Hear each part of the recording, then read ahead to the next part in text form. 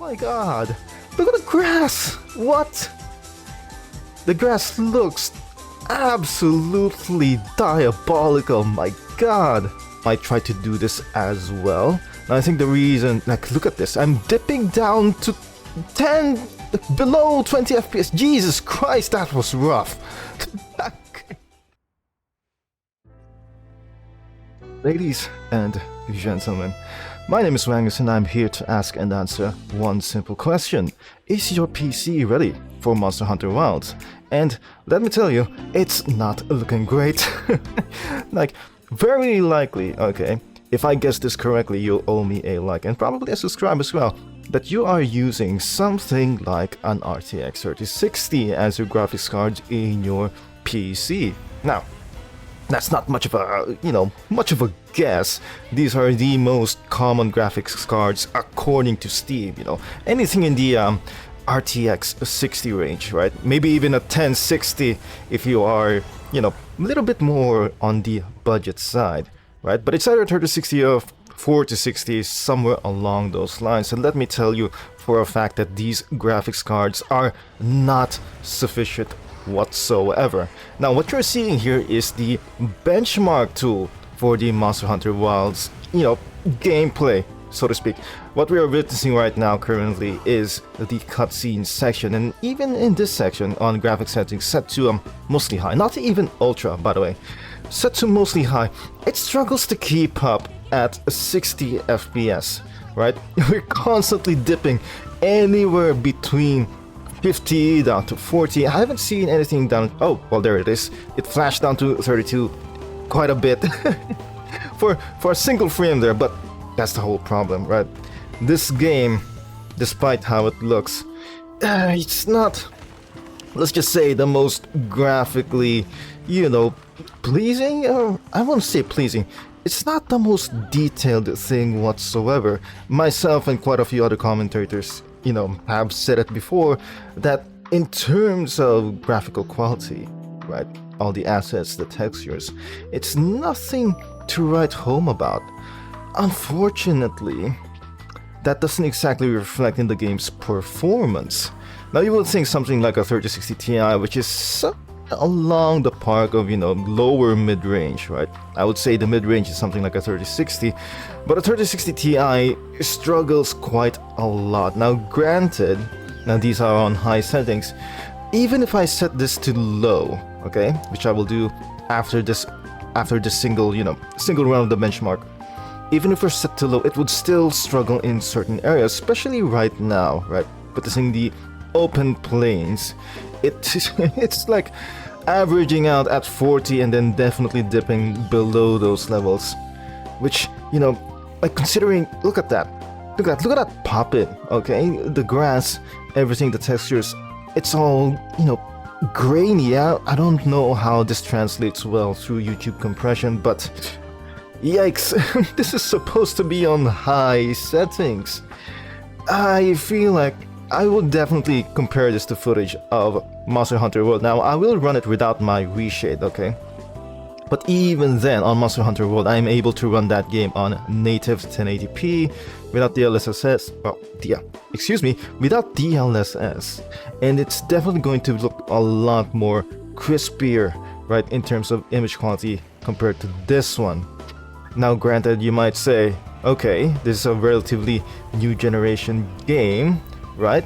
Unfortunately, the engine they use isn't new in itself. It's the RE engine used by Resident Evil 2 and I think also used by Monster Hunter Rise, and in those games, they look much better, right? Now, the challenges I suppose that Capcom had to deal with is trying to generate a very large open world setting with an RE engine that isn't designed to handle it. But then again, that seems like just bad decision making on their part, right? Not to mention, the optimization could do better. Now, here's my theory for this. What they plan to do with this is that, if you recall, Monster Hunter World did release later on an HD texture pack, right? Which makes, textures of the certain environmental stuff and monsters as well to, you know, get higher resolution, so to speak. Now I'm afraid Capcom might try to do this as well. And I think the reason, like, look at this, I'm dipping down to 10, below 20 FPS. Jesus Christ, that was rough. My god. Alright, anyway. Now, my theory going into this is that Capcom doesn't want to delay this game much further for the optimization changes. Now, luckily for us, they released a beta test quite a few months ago to sort of handle these criticisms right off the bat. Now, they did promise optimization changes in the actual release. That's why I don't think, you know, the benchmark itself is any indication of what the final product will look like. For quite a few reasons I will get into later. Oh my god, those pop-ins are rough. Now back to what I was saying, in terms of what Capcom plans to do, I think they plan to release an HD texture pack, or, you know, run an optimization patch later on after release, and then, you know, possibly release a HD texture pack later on. The problem with that is I would rather that be in the actual game itself instead of being another DLC that will probably have to download for 100 gigabytes or something, which is, Christ almighty. Like, look at this, a 3060 Ti. Now, here's the thing. My processor itself is nothing to scoff at, right? It's a 5700X. That's not too terrible. And the GPU is a 3060 Ti, which should be slightly above, you know, average in terms of performance of the average Steam user. Unfortunately, we only averaged out at 50 FPS during that entire run. Now, you see the problem with that? The problem with that is the benchmark itself is very misleading. Now let me show you. Let me show you something. Okay, if we go into the options menu, right? We'll check the graphical settings. Here we go. Here we go. Now, it says here that the VRAM usage is around, you know, 4.49 gigabytes. This is not entirely, let's say, reflective, or rather not entirely going to be reflective of the final product.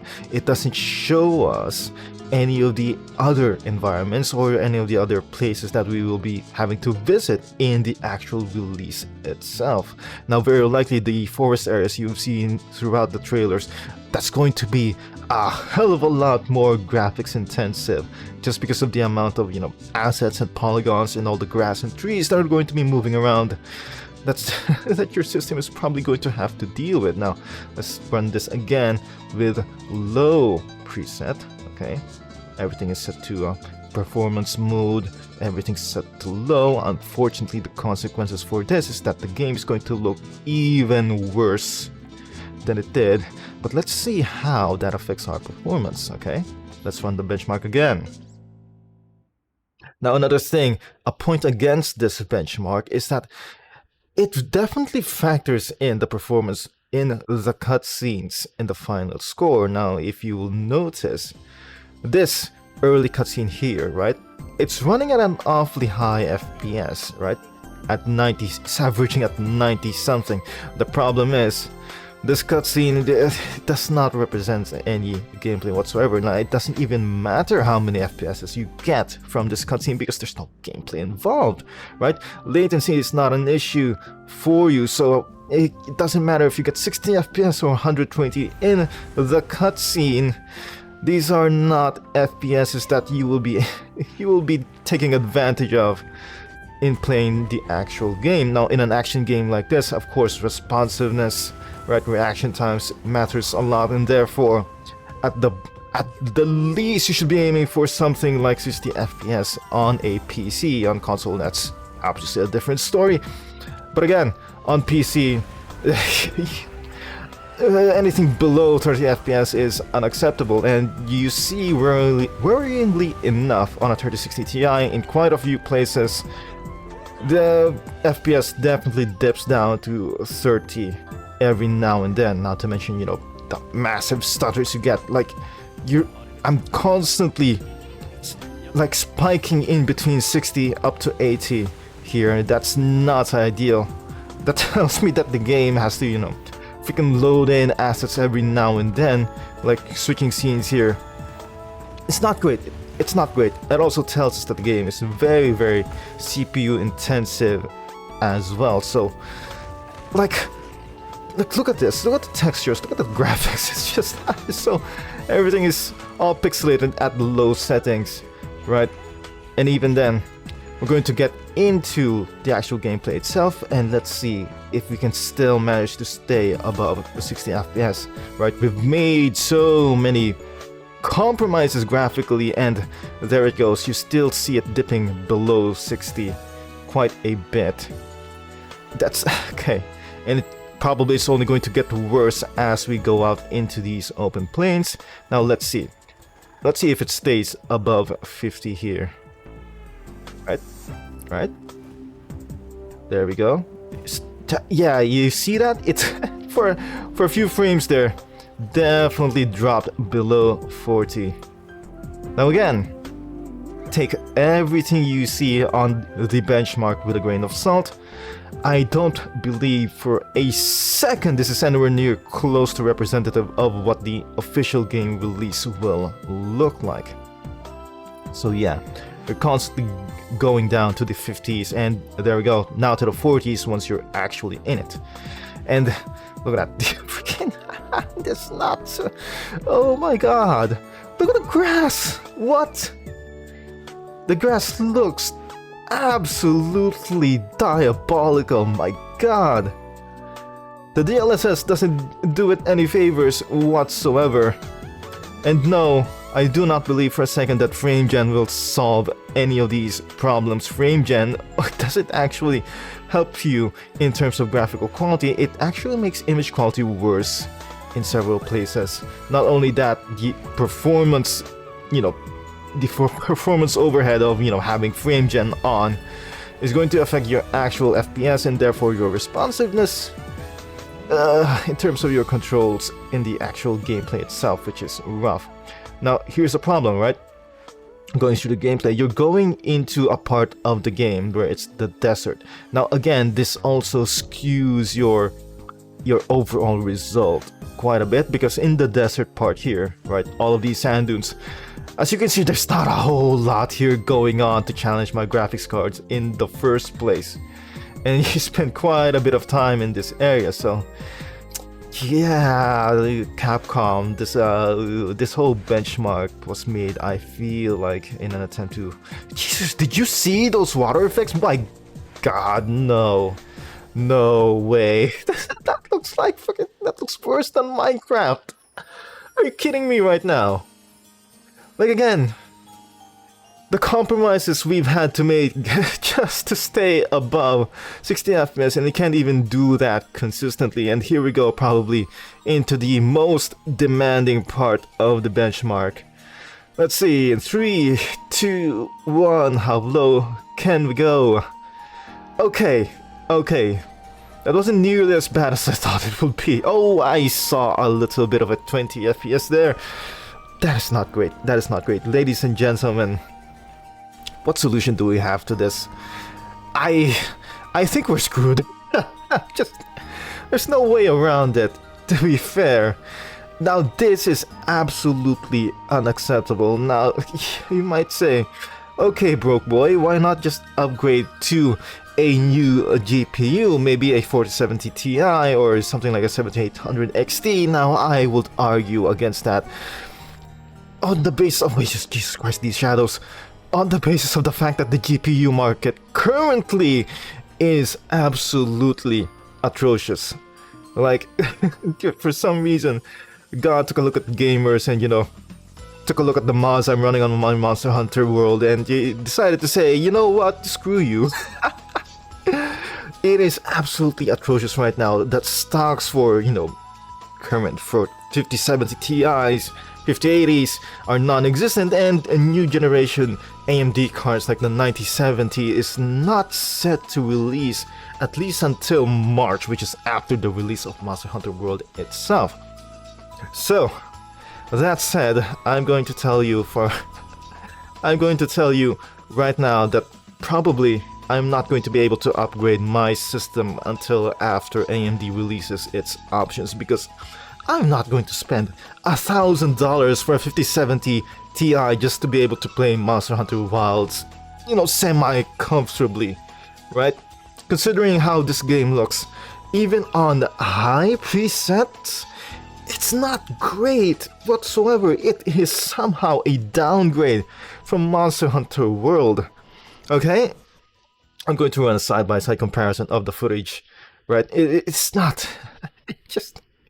the footage I'm going to show you is not even the, you know, HD texture packs, so to speak, right?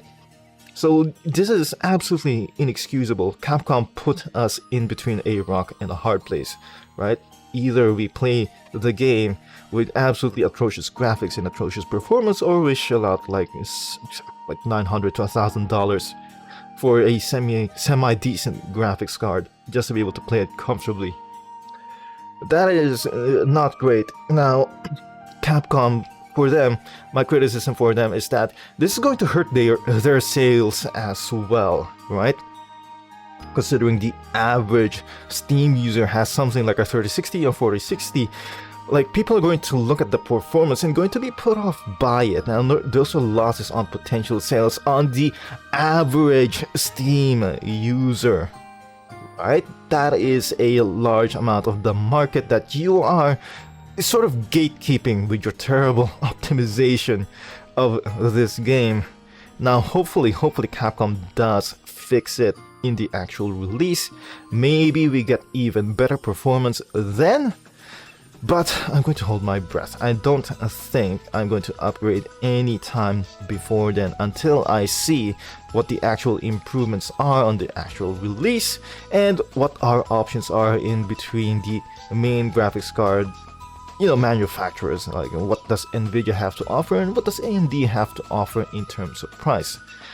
Now, the good news is that possibly the AMD 9070 that's going to set to be released, like, you know, according to some YouTubers, performs slightly better than a 5070 Ti for hopefully less in terms of price. How much less? I am very much doubtful. So we have nothing to go on, literally, except hopes and prayers. So, ladies and gentlemen, I'm sad to say that Capcom kind of screwed up on this one. That's definitely, you know, damaged my hype for the game significantly, considering I have to endure terrible graphics and terrible performance on release. Not to mention the fact that I have no options to upgrade into something decent and affordable, right? Not everyone has $1,000 lying around to just, you know, whip out to be able to play a game that's, you know, full price. How much is Monster Hunter World when it comes out? I think it's somewhere, you know, at the 70 range. That's not... No, just... I am so sorry for, you know, the fans of Monster Hunter World and, you know, the entire franchise, so to speak, that has to play this game on a 3060, God forbid a laptop as well. Console bros, I think you'll do just fine. The console version is, I think the game is definitely optimized much more decently for consoles. Now, that said, I feel like most of the players are still going to come from PC, considering, you know, PS5 is not a very good console. I don't think that many people have bought into it. But, ladies and gentlemen, hopefully Capcom fixes all of this. This is not great. This is not great. We're a week away from launch, and hopefully you guys, you know, find some sort of salvation from Capcom. Capcom decides to actually fix their shit. This has been a problem, I think, since Dragon's Dogma 2, right? People noticed the RE engine is not built for these types of games, and it definitely shows in Monster Hunter Wilds. Ladies and gentlemen, that's about it. I'll not prolong this video any longer. Thank you so much for watching. I'll see you next time. Goodbye. Goodbye.